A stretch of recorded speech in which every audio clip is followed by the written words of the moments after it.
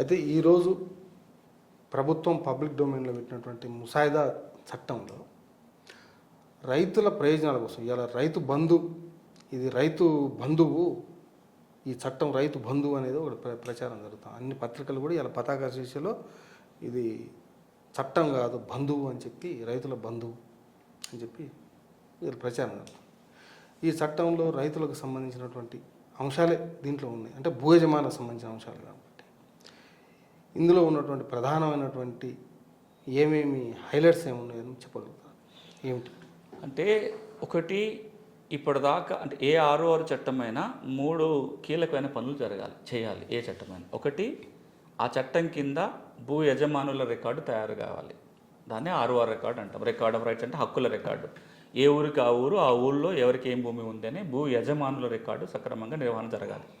అలా తప్పప్పులు ఉంటే సవరించుకోవడానికి వెసులుబాటు ఉండాలి. అది ఒక పని. ఏ 6 చట్టమైనా, అది తెలంగాణ పాత చట్టాలైనా, రాబోయే చట్టమైనా, పక్క రాష్ట్రంలో ఏ చట్టమైనా 6 అంటేనే ఈ పని జరగాలి. రెండో పని ఏంటంటే ఎవరికి ఏ విధంగా భూమి సంక్రమించినా ఈ 6లో మార్చుకునే విధానం ఉండాలి. రిజిస్ట్రేషన్ ద్వారా భూమి వచ్చినా, భాగ పంపకాల ద్వారా వచ్చినా, కోర్టు డిగ్రీ ద్వారా వచ్చినా, ఇంకొక రూపకంగా వచ్చినా, ఏ రూపకంగా వచ్చినా ఈ రికార్డుని మార్చుకునే ఒక విధానం ఈ చట్టంలో ఉండాలి. ఇక మూడోది, ఈ రికార్డులో తప్పప్పులు ఉంటే సవరణలు చేయడానికి, వివాద పరిష్కారం చేయడానికి ఒక మెకానిజం చట్టంలో ఉండాలి. ఈ 3 కీలకం. మీరు 2020 చట్టంలో చూసుకున్నట్లయితే ఈ 3 లేవు. 3 లేవు ఎందుకంటున్నాను? మరి ఇంకేమున్నాయంటే, ఫస్ట్ది, ఒకసారి 6వ చట్టం తయారు చేసుకున్న లేదు, పాత 71 చట్టం కింద తయారు చేసుకున్న 6 ఈ చట్టం కింద 6 ప్రకటించుకున్నారు, కానీ కొత్త 6 తయారు కాలేదు. అలా ప్రకటించుకున్న 6 తప్పప్పులు ఉంటే సవరించుకోవడానికి వెసులుబాటు ఇవ్వలేదు. 2, మ్యూటేషన్లకి ఏదైతే హక్కులు సంక్రమించినప్పుడు రికార్డు మార్చడానికి ఏదైతే ఫెసిలిటీ ఉండాలో కొన్ని రకాలకి ఉన్నాయి, కానీ మిగతా చాలా వాటికి హక్కులు సంక్రమిస్తే పాస్బుక్ పొందడానికి 2020 చట్టంలో వెసులుబాట్లు. ఉదాహరణ, నాకు 13B సర్టిఫికేట్ ఉంది, 30AT వచ్చింది రక్షిత కౌలుదారుగా, నాకు ORC వచ్చింది, లేదా నాకు లావణ్య పట్టా వచ్చింది, వాటి ద్వారా మ్యూటేషన్ చేసుకోవడానికి 2020 చట్టంలో వెసులుబాటు లేదు. ఇక అసైన్ భూములకు కూడా, దేనికి కూడా అసైన్మెంట్ భూమే లావణ్య పట్టా, నాకు కనుక లావణ్య పట్టా ఉంది, ఇంకా పాస్బుక్ రాలేదు. ఇప్పుడు ధరణి కింద పోయి నాకు పాస్బుక్ ఇవ్వమంటే మాడ్యూలే లేదు దరఖాస్తు పెట్టుకోవడానికి. నాకు ఇనాం చట్టం కింద ORC వచ్చింది, ఇప్పుడు నేను దరఖాస్తు పెట్టుకుని పాస్బుక్ తెచ్చుకున్నామంటే 2020 చట్టంలో వెసులుబాటు లేదు. ఇక రికార్డులో తప్పప్పులు ఉంటే సవరించుకోవడానికి కావాల్సిన మెకానిజం లేదు, కోర్టుకు పోవటం తప్ప. సామాన్యుడు కూడా కోర్టు మెట్లెక్కి కోర్టు చుట్టూ తిరగాల్సిందే తప్ప ఇక్కడ కరెక్షన్కి అవకాశం లేదు. అంటే అధికారులే భూ రికార్డుల ప్రక్షాళన చేసేటప్పుడు ఈ మానవ సహజం, తప్పులు జరగడం అనేది మానవ సహజం.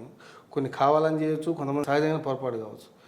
ఒకటి ఎక్స్టెండ్ మిస్ మ్యాచ్, పేరు తప్పబడడం, పట్టా భూములకు అసైన్ భూములను పడడం, అసైన్ భూములు ప్రభుత్వ భూములను పడడం, ప్రభుత్వ భూములు ఇట్లా రకరకాలుగా పడ్డాయి.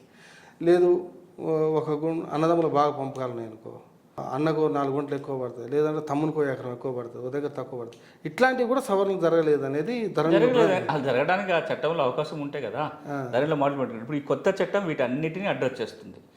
దాన్ని మనం ఒకసారి వివరంగా నేను మళ్ళీ మాట్లాడతాను. అంటే ఇప్పుడు నేను ఏవైతే 3 రకాల సమస్యలు చెప్పానో ఈ కొత్త చట్టం ఈ 3 సమస్యలు తీరుస్తుంది. ఈ కొత్త చట్టం ఏమంటుందంటే, ఈ చట్ట ప్రకారం కొత్తగా 6 తయారు చేసుకోవచ్చు, ఉన్న 6ని యథాతథంగా కొనసాగించుకోవచ్చు, దాంట్లో తప్పులు సవరించుకోవచ్చు. 3టికి అవకాశం ఉంది దీంట్లో. రెండోది, మ్యూటేషన్. దాదాపుగా 18 రకాలుగా భూమి మీద హక్కులు సంక్రమించే అవకాశం ఉందని గుర్తించి ఆ 18 రకాలని చట్టంలో రాసుకొని ఏ రకంలో మీకు హక్కులు వస్తే ఏ విధంగా మ్యూటేషన్ చేయాలో కూడా చట్టం చెప్తుంది. మీకు 13B వస్తే ఎట్లా, 30AT వస్తే ఎట్లా, భాగపంపకాలు అయితే ఎట్లా, కొనుగోలు చేస్తే ఎట్లా అనేది ఈ చట్టం స్పష్టంగా వివరిస్తుంది. అదేవిధంగా తప్పప్పుల సవరణకి అప్పీలు, రివిజన్ మెకానిజం కూడా చట్టంలో ఉంది. కలెక్టర్కి అప్పీల్ ఉంటుంది, జాయింట్ కలెక్టర్ కానీ, కలెక్టర్కి కానీ, అడిషనల్ కలెక్టర్ కానీ, రెండో అప్పీల్ CCLకి కానీ, డైరెక్టర్ అప్పీల్స్ కానీ ఉంటుంది. రివిజన్ పవర్స్ ప్రభుత్వానికి ఇవ్వటం జరిగింది. ఈ 3టిని ఈ చట్టం అడ్రస్ చేస్తుంది. దీంతో పాటుగా సాదా బైనామాలకి పరిష్కారం చూపుతుంది చట్టం. ఈ చట్టం ఏమంటుందంటే, ఇప్పటికే దరఖాస్తు చేసుకున్న 9 లక్షల దరఖాస్తులు ఏవైతే ఉన్నాయో ఈ కొత్త చట్టం కిందనే దరఖాస్తు చేసుకున్నట్టుగా భావిస్తూ వాటిని పరిష్కారం చేయాలంటుంది. సాదా బైనామాలని పరిష్కారం చేసే అధికారాన్ని ఆర్డీఓలకి కట్టబెడుతుంది ఈ ముసాయిదా చట్టం. ఇప్పుడు కలెక్టర్లకు మాత్రమే ఉండే దాన్ని ఆర్డీఓ స్థాయికి తీసుకెళ్ళి ఆర్డీఓలకు ఇస్తారు. ఏ విధంగా విచారణ ఎట్లా చేయాలనే ప్రొసీజర్ ఉంటుంది. ఫ్రీ ఆఫ్ కాస్ట్ చేయమని చెప్తుంది. ఒకవేళ రాబోయే రోజుల్లో ప్రభుత్వం మళ్ళీ కొత్తగా అవకాశం ఇవ్వాలంటే కూడా కొత్తగా మళ్ళీ దరఖాస్తులకు అవకాశం ఇవ్వచ్చు. కానీ ఈ 9 లక్షల దరఖాస్తులకు అయితే ఉచితంగా చేస్తారు. మళ్ళీ దరఖాస్తులు పెడితే కనుక స్టాంప్ డ్యూటీ రిజిస్ట్రేషన్ ఫీజు ప్రభుత్వం వసూలు చేస్తుంది. దీనికి పరిష్కారం చూపించారు. ఇవి కాకుండా దేశంలోనే వినూత్నంగా ఇంకా 2 కొత్త అంశాలకు కూడా ఈ చట్టంలో చోటు కల్పించడం జరిగింది. కేంద్ర ప్రభుత్వం ఏదైతే ప్రతి భూకమతానికి ప్రత్యేక గుర్తింపు సంఖ్య ఇవ్వాలి, యుఎల్ పిన్ అనో భూధార్ అని అంటుందో అది ఇవ్వటం కోసం దీంట్లో ఒక వెసులుబాటు. అదేవిధంగా కేంద్ర పంచాయతీరాజ్ శాఖ గ్రామీణ ఆస్తులను సర్వే చేసి ఇంటి స్థలాలు కూడా పట్టాలు ఇవ్వాలని చెప్తుందో అది ఇవ్వటం కోసం కూడా ఇందులో భూధార్ ఏమో యూనిక్ నంబరు. స్వామిత్వ ప్రాజెక్ట్ ద్వారా ఏదైతే వస్తుందో ఆబాదీ భూములకి హక్కులు కల్పించడానికి, ఆబాదీ భూములకి ఆర్ఓఆర్ క్రియేట్ చేయడానికి కూడా దీంట్లో వెసులుబాటు.